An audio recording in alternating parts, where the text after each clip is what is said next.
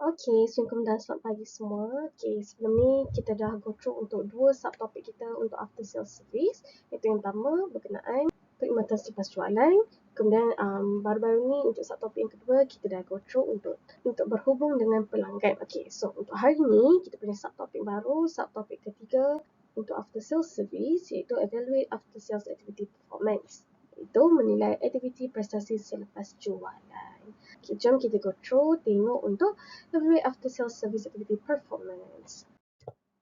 Okey, kita akan tengok pada prosedur untuk mengembalikan maklum malas ataupun aduan pelanggan. So, proses penyelesaian aduan pelanggan adalah satu prosedur rasmi untuk menyelesaikan dan menyelesaikan sebarang rasa tidak puas hati pelanggan ataupun masalah.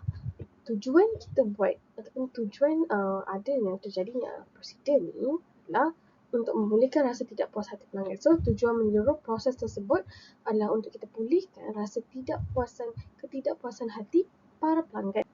Dan selain daripada itu adalah untuk memberi perkhidmatan yang cemerlang, aduan produk ataupun pelanggan perlu diteliti, dinilai dan ditangani.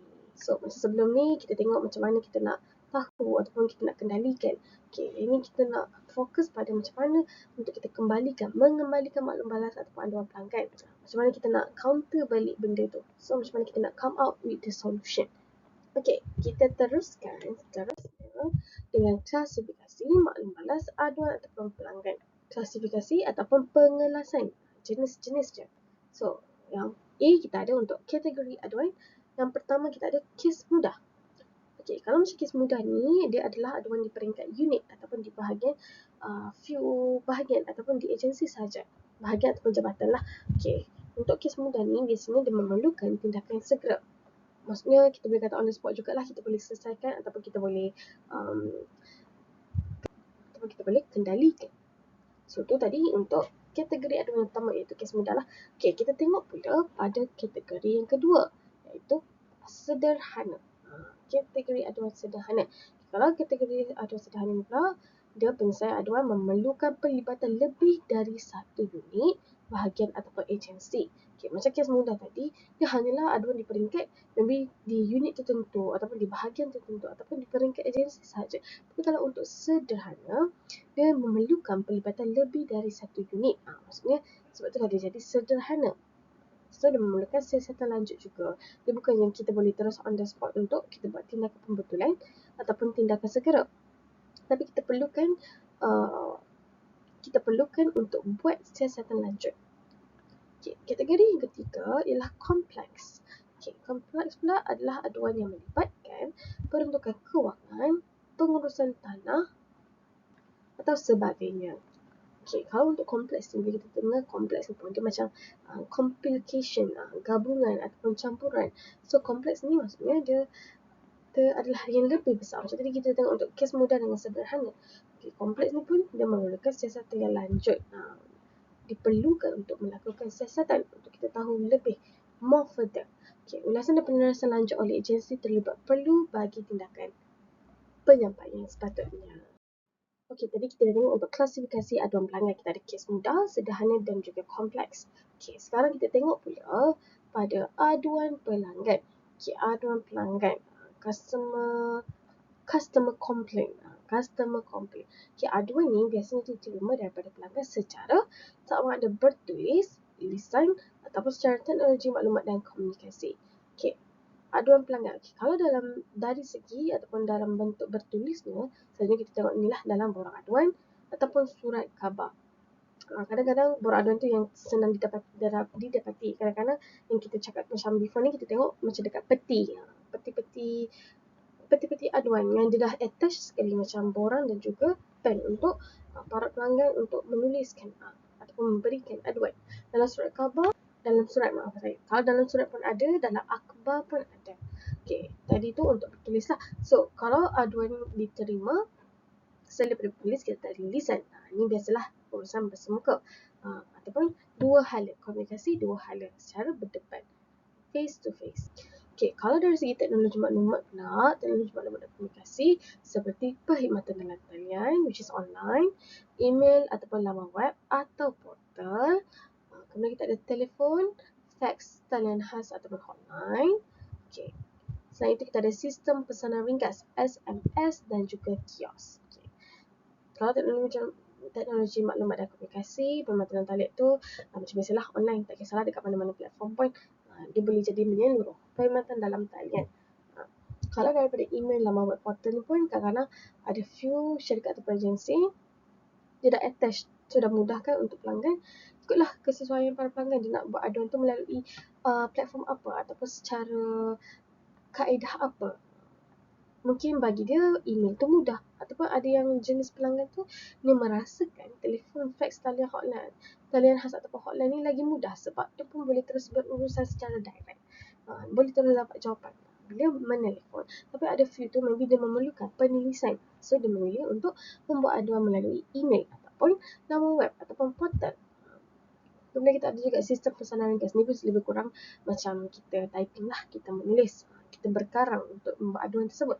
Okay, macam kios ni, macam kita tahu kios dia pada mesin lah. Macam contoh awak order something dekat McD kan, awak guna kios untuk order. Tapi kita ada juga untuk kios punya aduan. Okay. Kios ada banyak ya. Dia either yang memang touchscreen punya kios ataupun kios yang memang dibuka khas untuk aduan sahaja. Yang awak boleh datang walk in dan mengemukakan aduan yang awak nak buat pada kios. So biasanya ada pegawai lah yang jaga kat situ. Okay, kita tengok pula pada maklum balas pelanggan. So kalau maklum balas pelanggan, feedback, review, ni more pada feedback lah. Kalau aduan pelanggan tu customer complaint. So, kalau maklum balas pelanggan feedback ni, maklum balas diterima menerusi instrumen penilaian. Okay. Jenis-jenis aduan berbeza mengikut jenis perniagaan dan perkhidmatan yang disediakan. Okay. Always ingat yang jenis-jenis aduan adalah berbeza diikut pada jenis perniagaan dan perkhidmatan yang kita tawarkan ataupun yang disediakan. So, antaranya adalah aduan mengenai apa? Dari segi kualiti produk atau salah faham pelanggan. Okay, seterusnya kita ada rasa tidak puas hati terhadap perkhidmatan, kesilapan harga atau kuantiti, isu-isu penghantaran dan waranti atau perkhidmatan isu pengeluar. Okay, so kat sini antara kita yang memang pernah hadapi, yang memang kita pernah service, yang pernah kita hadap. So benda ni memang terjadi secara nyata lah. Ni bukan rekaan tapi ini betul. Contoh-contoh permasalahan ataupun aduan yang biasa kita boleh dapat peroleh atau kita dengar daripada pelanggan. Okay, kualiti produk atau salah faham pelanggan. So ni biasanya misleading lah, misunderstanding. Okay, rasa tidak puas hati terhadap perkhidmatan. Maybe expectation pelanggan tu terlalu tinggi terhadap perkhidmatan ataupun produk yang kita tawarkan. Kesilapan harga atau kuantiti. Ni biasanya sama ada daripada site syarikat. Kemudian kita ada isu-isu penghantaran. Ini career lah, penghantaran. Dan juga waranti atau perkhidmatan isu pengeluar. Waranti, jaminan barangan yang dibeli oleh pelanggan tadi. Boleh kata kadang-kadang dia beli baru seminggu guna tiba-tiba dah rosak. So dia nak claim lah kan untuk waranti. Kadang-kadang pun dari segi aduan ni pun kita ada banyak terima. Ini yang paling familiar lah. Okay. Seterusnya. Okay, aduan boleh dibahagikan kepada 5 kategori. Okay, so kategori pertama kita ada pelanggan demi. Kemudian kita ada pelanggan yang agresif. Ketiga kita ada pelanggan high roller. Keempat pelanggan rip off. Dan terakhir sekali lah pelanggan pengadu kronik. Okay, ini pun awak boleh go through by notes. Dan before ni pun kita dah pernah di-expose dan didedakan masa modul 2. Ini just kita nak refresh balik lah tentang kategori-kategori untuk pelanggan kita ataupun aduan pelanggan. Okay, seterusnya. Okay, kita tengok pula pada prosedur mendapatkan maklum balas pelanggan. Okay, macam biasa prosedur, cara-cara, langkah-langkah ataupun kaedah macam mana kita nak dapatkan maklum balas ataupun aduan pelanggan tadi. Okay, so yang pertama sekali, terima aduan dari pelanggan melalui sistem bantuan khidmat pelanggan, customer service. Sistem customer service. Okay, kita terima aduan daripada pelanggan. Kedua, teliti aduan dan pertanyaan serta salurkan kepada bahagian tersebut untuk tindakan selanjutnya. Okay, apabila kita terima aduan, kita teliti, kita go through, kita tengok aduan tu dan salurkan kepada bahagian yang sepatutnya, yang relate lah untuk kita lakukan tindakan selanjutnya ataupun tindakan pembetulan. Okay, kemudian kenal pasti teliti aduan dan mohon butiran lengkap dari pengadu. So, bila kita dah terima, kita teliti, kita dah pas pada bahagian yang sepatutnya, kita kenal pasti jenis aduan tu. Kemudian kita teliti semula aduan dan kita mohon, kita request lah berdirian pengadu tadi. Ulangan lah.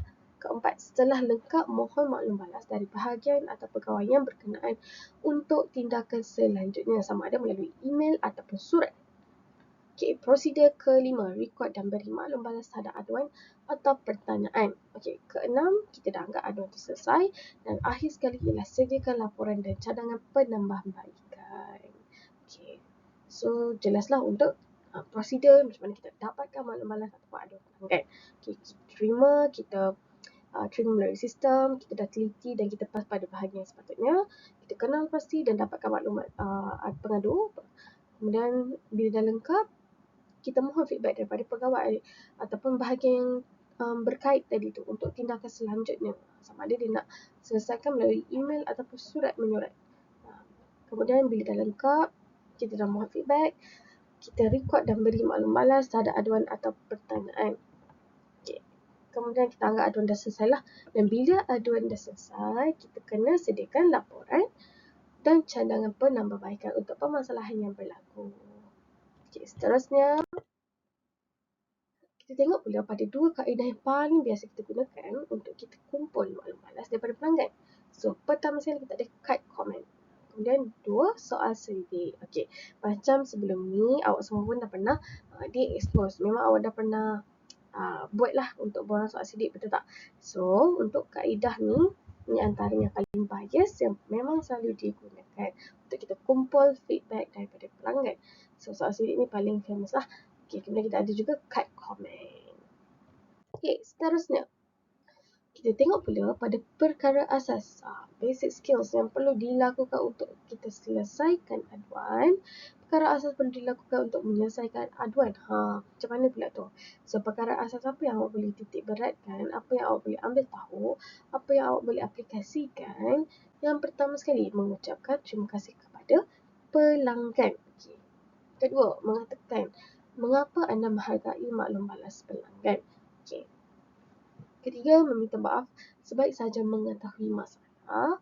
Keempat, mengesahkan bahawa aduan itu akan diselesaikan untuk memuaskan hati mereka. Kelima, meminta maklumat untuk menyelesaikan masalah dan mengambil tindakan segera. Keenam, memeriksa jika pelanggan berpuas hati. Dan ketujuh, mengambil tindakan untuk mencegah berulangnya masalah yang berlaku dengan membuat perubahan yang sesuai dengan produk atau prosedur syarikat. So, first thing first, bila kita dah terima aduan tu, first thing, sebab kadang-kadang kita dalam industri ni kita tahu, maybe sometimes, tapi selalunya kita dah terlalu terapkan bahawa customer always right, tapi kadang-kadang tak pun. Tapi sebabkan kita dalam industri pekerjaan, kita kena biasakanlah untuk kita jadikan customer tu sebagai kita punya priority. So, first thing kita memang kena ucapkan terima kasih. Terima kasih Encik kerana sudi memberi maklum balas kepada ataupun terima kasih Encik kerana sudi memberitahu kami tentang ataupun membuat aduan tentang perkara sekian. Awak katalah pada terima kasih tu, awak kata kenapa awak hargai maklum balas tersebut. Kemudian minta maaf. Ni orang kata special ataupun powerful punya words. Sorry, saya minta maaf, kami daripada sekian XYZ punya syarikat ingin memohon maaf akan permasalahan yang berlaku, akan aduan yang berlaku. Okay, kemudian awak sahkan. Okay, tak mengapa Encik, untuk aduan yang diterima tadi, kita akan cuba untuk selesaikan. Kita akan come out, kita akan beri solusi. Ataupun awak boleh cakap, kami boleh cadangkan Encik untuk sekian. Ataupun awak boleh kata, jangan risau Cik, permasalahan yang berlaku kita akan cuba untuk selesaikan pada masa sekian. Okay, lepas awak dah sahkan bahawa awak akan selesaikan bagi puaskan hati para pelanggan tersebut, awak minta maklumat untuk selesaikan masalah dan buat tindakan segera. Sekiranya awak dah sahkan, kemudian awak minta dia punya maklumat diri. Macam tadi kita tengok before ni untuk nama ataupun alamat ke kan. Kemudian kita ambil tindakan segera. Macam mana kita nak counter balik permasalahan tersebut. Okay, kemudian selepas kita dah tawarkan kan tadi, counter permasalahan ataupun solusi, kita periksa balik. Kita recheck sama adakah pelanggan tadi berpuas hati dengan tindakan betul yang kita buat.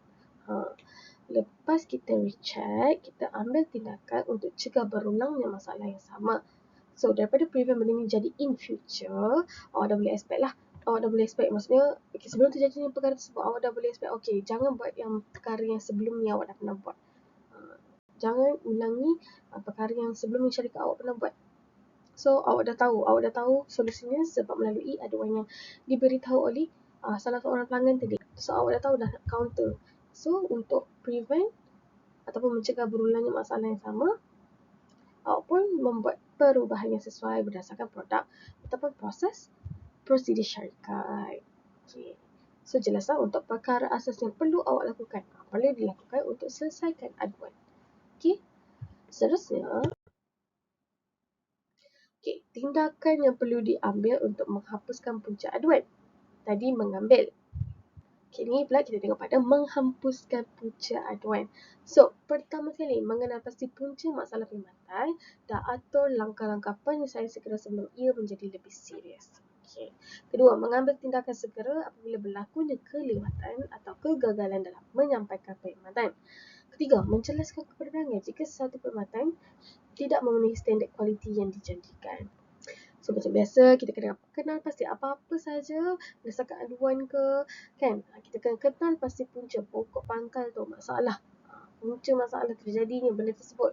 Kemudian awak atur step, langkah-langkah penyelesaian sebelum terjadi yang lebih teruk ataupun yang lebih serius. Lepas awak dah kena pasti, awak dah atur step ataupun langkah, awak ambil tindakan segera. Mengambil tindakan segera apabila berlakunya kelewatan atau kegagalan dalam menyampaikan perkhidmatan. Sekiranya macam dah kira backup plan lah. Boleh jadi tadi masa awak tengah rangka-rangka ataupun awak tengah mengatur step, tiba-tiba benda tu dah terjadi dengan lebih teruk. So, awak kena buat mengambil tindakan segera lah. Dan jelaskan, make sure awak jelaskan untuk kepuasan hati pelanggan tadi kan. Jelaskan kepada pelanggan jika satu perkhidmatan tidak memenuhi standard atau kualiti yang dijanjikan. Itu adalah antara tindakan yang perlu diambil untuk menghapuskan punca aduan. Terus, kita tengok pula pada menilai kadar berjaya dalam menyelesaikan maklum balas atau aduan pelanggan. Melalui apa? Pertama kita boleh tengok kepuasan keseluruhan. Itu secara keseluruhan lah, overall. Kemudian kita ada peningkatan kepuasan. Seterusnya pengkalan pelanggan. Jadi kita nak build trust tu. Kemudian berbanding dengan pesaing. Kita punya pesaing lah. Purata masa. Setelah itu kita ada isu aktif, isu masalah yang tengah terjadi dalam perniagaan ataupun di sekeliling. Kemudian kita ada produktiviti pekerja, toleransi ataupun kebolehan kita punya syarikat, kebolehan kita punya anak syarikat lah. Selain itu kita ada pengkalan pekerja ataupun jumlah pekerja dalam menjalankan perkhidmatan atau mengeluarkan produk. Kemudian sifat-sifat jenama dan akhir sekali ialah aliran tunai syarikat ataupun organisasi. Itu antara kita lah. Seterusnya kita tengok pula pada pelan tindakan untuk mengurangkan aduan pelanggan. So ni antara pelan tindakan lah. Macam mana kita nak kurangkan aduan pelanggan. Tipulah kita takkan terima aduan pelanggan, betul tak? Tak ada yang perfect dalam dunia ni ataupun dalam industri ni. Dia mesti akan ada permasalahan, tapi kita boleh cegah ataupun prevent dan kita boleh kurangkan. Macam mana? So, pelan tindakan untuk kita kurangkan aduan pelanggan. Yang pertama sekali, kita uji perkhidmatan yang kita tawarkan. Lepas kita uji perkhidmatan, letak jangkaan tetapan. Selepas jangkaan tetapan, maksudnya contoh awak kata awak nak uji selama 1 minggu. Kemudian awak tengoklah dalam 1 minggu tu, awak punya perkhidmatan tu boleh tak menampung pada sekian. Kemudian bila awak dah tetapkan jangkaan tu, awak boleh membenarkan maklum balas.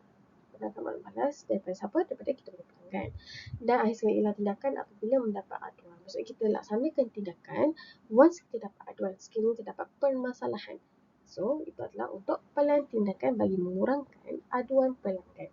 So, sudah selesai untuk prosesi aktiviti.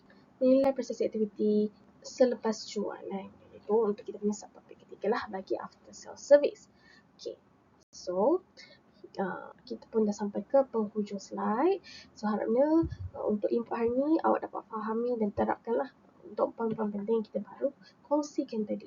So jika ada sebarang permasalahan ataupun pertanyaan, sebarang pertanyaan sangat-sangat dialukan, awak boleh PM Miss melalui WhatsApp macam biasa, ataupun boleh juga melalui chat di Google Classroom. So ni adalah subtopik kita. So Miss minta awak go through pula untuk subtopik terakhir kita, subtopik keempat nanti itu berkenaan laporan. Jadi boleh tengok dulu, go through dulu nota dekat Google Classroom sebelum kita mulakan kelas untuk next class. Okay, sekian saja untuk subtopik ketiga kita untuk after sales service. Okay, sekian, terima kasih.